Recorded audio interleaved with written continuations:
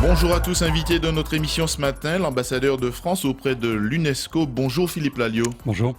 Vous êtes donc en visite officielle chez nous depuis 48 heures déjà avec une importante délégation. Le point principal, c'est l'inscription de la Martinique, en tout cas une partie des sites au patrimoine mondial de l'UNESCO. Tout à fait, oui. Comment on pourrait résumer cette visite? Vous en attendez quoi? Quels sont les véritables objectifs de tous ceux qui vous entourent? On a plusieurs objectifs. Déjà, c'est de venir à la Martinique et de voir ce beau site qui aspire justement à être classé au patrimoine de l'UNESCO, parce qu'on ne défend bien ensuite auprès des autres États membres de l'UNESCO que ce qu'on connaît, ce qu'on a vu, ce qu'on a apprécié, ce qu'on a découvert. Ça, c'est la première raison. On y trouve un plaisir aussi personnel, c'est important. Il y a un autre objectif, c'est d'expliquer au plus grand nombre ce qu'on veut faire, en fait. Parce qu'on s'est aperçu que plus un site a derrière lui une forte mobilisation, plus il a des chances d'être classé au patrimoine de l'UNESCO. Ça implique bien sûr les services de l'État, les services à Paris, mais aussi les services ici déconcentrés sous l'autorité du préfet. Ça implique bien sûr les différents niveaux de collectivités locales, et on sait que d'ores et déjà, le conseil régional et son président sont très mobilisés, avec Patrick Chamoiseau qui porte cette candidature, mais aussi toute la société civile, tous les acteurs de la société civile. C'est d'ailleurs pourquoi ce soir à 18h, il y a une grande réunion qui rassemblera, j'espère, beaucoup de monde, pendant laquelle on répondra à toutes les questions qui sont posées sur cette candidature. On sait que ce type d'instruction, ça peut être très long. C'est quoi en termes d'agenda? Combien de temps cela peut-il prendre avant éventuellement que cette inscription soit validée? Oui, ça peut être très long, mais c'est très variable en fait. On estime qu'il faut entre 5 et 10 ans pour qu'un dossier, à partir du moment où il est commencé, et puis jusqu'au classement, il faut donc une période assez longue. C'est un processus assez complexe. Ça s'explique aussi parce que le patrimoine mondial est devenu un club très prestigieux. Donc il y a un certain nombre de conditions, de paramètres à remplir pour obtenir ce classement. Donc entre 5 et 10 ans, mais on s'aperçoit que les choses peuvent aller plus vite pour certains dossiers que pour d'autres. Ce qui est intéressant dans le cas de la Martinique, c'est qu'on a passé la première étape, qui est un classement en fait français, sur la liste dite indicative des biens français au patrimoine mondial. On a passé cette première étape, je crois, en un temps record. Donc j'espère que la suite va être aussi en un temps record.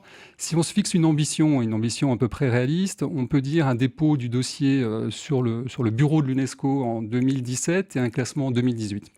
Alors on sait qu'il y a pas mal de critères qui vont être observés, scrutés, analysés. Quel rôle, quelle place en tout cas pour la population? Est-ce qu'il faut, vous en parliez tout à l'heure, une appropriation du projet par la population également? C'est absolument indispensable, parce qu'en fait, il y a en effet un certain nombre de critères techniques, scientifiques à remplir, puisque le dossier est bâti sur l'exceptionnelle biodiversité de la Martinique. Et en plus, le lien entre cette biodiversité et puis ce qu'on appelle la vulcanologie, les volcans, il y a une forte dimension qu'il ne faut pas, bien évidemment, sous-estimer derrière, qui est, je dirais, historique, culturelle, identitaire. Mais plus que ça, un projet pour réussir au patrimoine de l'UNESCO doit être porté par la population, en fait. Et donc, il faut en effet se l'approprier, il faut en partager les objectifs, et c'est comme ça qu'ensuite on réussit. Il y a par exemple une étape très importante dans la procédure de classement qui est une visite sur site, sur place, d'experts internationaux qui viennent vérifier où en est le dossier, dans toute sa richesse, toute sa complexité. Donc non seulement les aspects scientifiques, mais aussi par exemple des aspects de gestion des espaces. Quels sont les mécanismes qui ont été mis en place pour protéger l'espace et pour permettre qu'il continue à vivre également. Donc tout ça est vérifié, mais quand les experts, et l'expérience nous l'a appris, se déplacent comme ça sur le terrain, ils vérifient aussi que c'est bien un projet porté non pas par une petite minorité de scientifiques ou d'élus ou de services de l'État, mais ils vérifient que toute la population est bien derrière.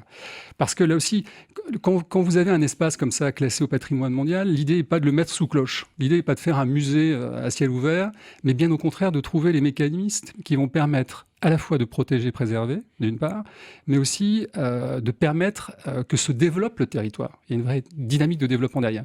Et ça, si la population n'est pas convaincue de la nécessité d'obtenir ce classement, ça ne peut pas marcher. Alors cette adhésion populaire, on a compris qu'elle est très importante. À ceux qui nous écoutent ce matin, que peut attendre la Martinique d'un tel classement, vous qui avez l'habitude de voir ces dossiers au sein de l'UNESCO? Alors il y a beaucoup d'avantages à être classé au patrimoine mondial, hein. Tout le monde l'a compris d'ailleurs, parce que c'est la raison pour laquelle on a de plus en plus de demandes de classement, et donc la concurrence est très très forte. Il y a 3 avantages essentiellement au patrimoine mondial de l'UNESCO. Le premier, c'est un effet d'image, je dirais, de reconnaissance internationale. C'est-à-dire que vous changez de dimension. C'est-à-dire un espace qu'on sait très beau localement ou régionalement acquiert une réputation internationale et mondiale. Ça, c'est un premier effet. Il y a un deuxième effet derrière qui est, là aussi on le voit à l'expérience, parce qu'on a quand même une quarantaine d'années de recul maintenant. Ça permet très souvent une gestion intelligente des territoires. C'est ce qu'on évoquait à l'instant, c'est-à-dire à la fois préserver la beauté exceptionnelle par définition du site qu'on classe, mais aussi trouver les moyens de son développement, et d'un développement intelligent. On dit durable dans le jargon aujourd'hui, oui. mais en fait intelligent, c'est-à-dire permettre que l'activité continue dans ces espaces. Encore une fois, l'idée, c'est pas de muséifier un site ou un bien. Donc ça, c'est le deuxième avantage. Il y a un troisième avantage, c'est qu'on s'est aperçu, on a fait des études intéressantes, que le seul classement provoque de très fortes hausses de la fréquentation touristique. Alors ça dépend des sites, bien évidemment, mais dans le cas de la Martinique, je crois qu'elle est vraiment dans ce cas de figure-là. On a fait des études, par exemple, sur Albi, et on s'est aperçu qu'il y avait une augmentation dans l'année qui a suivi, qui est comprise entre 30 et 50%. Donc ça a un effet aussi économique et touristique. Il faut être préparé à gérer ce genre de conséquences. Donc pour résumer les choses, il n'y a aucun inconvénient à être au patrimoine mondial de l'UNESCO, mais il y a beaucoup d'avantages, mais il faut être préparé à les gérer et à bien les anticiper. On va profiter de votre passage, monsieur l'ambassadeur, pour évoquer les missions, les grandes missions de l'UNESCO. Aujourd'hui, quelles sont celles qui semblent les plus fondamentales pour la France que vous représentez à l'UNESCO? Alors, l'UNESCO a été créé en 1945. Beaucoup sous l'influence française d'ailleurs. On ne sait pas que les négociations pour sa création ont eu lieu à Londres, et le représentant français, c'était Léon Blum. Et donc dès le départ, la France est très impliquée. C'est une des raisons d'ailleurs pour lesquelles la France a obtenu le siège de l'organisation. Et en fait, l'UNESCO, c'est les Nations Unies à Paris. À Paris. Dans son mandat, elle a un mandat très très large qui couvre la culture, l'éducation, la promotion des sciences et tout ce qui touche, et c'est très important, la liberté de la presse et la liberté d'expression. Alors on connaît souvent l'UNESCO, au moins dans les pays développés, pour le patrimoine mondial, qui est une espèce de label, de marque maintenant mondialement connue. On connaît moins l'UNESCO, mais c'est vrai dans les pays développés. Lorsqu'on va en Afrique ou dans certains pays en développement d'Asie, on connaît l'UNESCO surtout pour d'autres choses, qui sont en fait, je dirais, 90% de son activité, qui sont des programmes d'éducation en Afrique, qui sont aussi des programmes de préservation, de réhabilitation de patrimoine en danger. On pense par exemple à tous les patrimoines dans les zones de conflit, au Mali, en Libye, en Irak et ailleurs malheureusement. Il y a des grands programmes aussi de promotion de la science. On sait peu que se trouvent en fait à l'UNESCO certains grands programmes sur les océans, sur l'eau, sur la biodiversité, les biosphères. On sait peu aussi, pas assez en tous les cas à mon goût, qu'en effet elle a dans sa compétence, dans son mandat, la défense de la liberté de la presse et la liberté d'expression plus généralement. Et tout ça forme, je dirais, mon quotidien et celui de tous ceux qui travaillent avec moi à la représentation permanente de la France auprès de l'UNESCO. Quels sont les écueils aujourd'hui pour le développement de tous ces programmes? On sait, alors vous avez parlé de la guerre, forcément, Oui. et puis il y a également une question de budget aujourd'hui. Les principaux écueils pour que ça se répande davantage, ces programmes? Alors on a toujours, à l'UNESCO comme ailleurs, besoin de plus d'argent pour faire plus de choses. Et c'est vrai que l'organisation de l'UNESCO est dans une situation très particulière, et ça depuis 3 ans, avec l'adhésion de la Palestine à l'UNESCO. Les Américains ont été obligés, c'est l'application d'une loi américaine, de suspendre leur contribution. Ce qui fait qu'en fait, du jour au lendemain, l'UNESCO s'est trouvé privée de près de 25% de son budget. Et donc elle a dû s'adapter, elle a dû ajuster ses programmes. Ça a été douloureux. C'est une phase dont on sort très progressivement, mais qui ont certainement diminué, en dépit des efforts par ailleurs qu'ont fait les autres États membres. Ça a certainement diminué la force de frappe, je dirais, de l'UNESCO.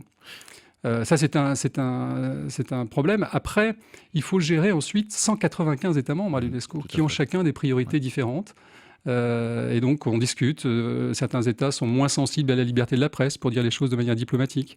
D'autres, au contraire, on en fait une priorité. C'est le cas de la France. Certains États cherchent à avoir un maximum d'actions de l'UNESCO sur leur territoire, et ça c'est normal, notamment les pays en développement ont besoin de l'action de l'UNESCO sur des sujets aussi fondamentaux pour leur développement que l'éducation par exemple, mais aussi la culture. Et donc il faut discuter, et on trouve, c'est le boulot des diplomates, on trouve ensuite, on essaie en tous les cas de trouver des solutions qui permettent de satisfaire tout le monde. Mais en tous les cas c'est une très belle organisation que je trouve pas assez connue, et dont il faut faire, je vous remercie d'ailleurs de m'accueillir ce matin, dont il faut faire la publicité parce que je crois elle discute d'enjeux qui sont d'enjeux essentiels sur le long terme pour tous les pays. Parmi les bureaux régionaux de Oui. l'organisation, puisqu'il y en a, il y a celui de l'Amérique latine et des Caraïbes. Ici, on parle beaucoup de coopération régionale. Quel type d'action pourrait être envisagé avec nos voisins à la fois de la Caraïbe et de l'Amérique latine? Alors, l'organisation de l'UNESCO a une 60aine de bureaux. Mm. En effet, il y a celui qui concerne l'Amérique latine qui est très très important. Je crois que, et c'est la beauté de l'UNESCO aussi, ce sont des sujets largement consensuels. Et on peut envisager des tas de choses. Je dirais qu'il n'y a pas de limite à ce que peut faire l'UNESCO, sinon une limite budgétaire, en effet. Mais sur des sujets comme le développement de l'éducation, sur les sujets comme la promotion de la culture, la préservation des patrimoines, le développement de la science, il y a beaucoup, beaucoup de choses qu'on peut faire. On manque parfois un peu d'audace, je dirais. Mais encore une fois, the sky is the limit, comme on dit en bon français. Autre manière de dire que euh, dès lors qu'un projet tient la route, après, le seul problème est de trouver son financement. Mais une fois qu'on a trouvé son financement, on peut faire de merveilleuses choses. Merci, monsieur l'ambassadeur Philippe Lalliot, d'être venu ce matin dans Décryptage. Je rappelle que vous êtes donc l'ambassadeur de France auprès de l'UNESCO. On a eu plaisir à vous recevoir en tout cas. Bonne journée à vous. Merci à vous.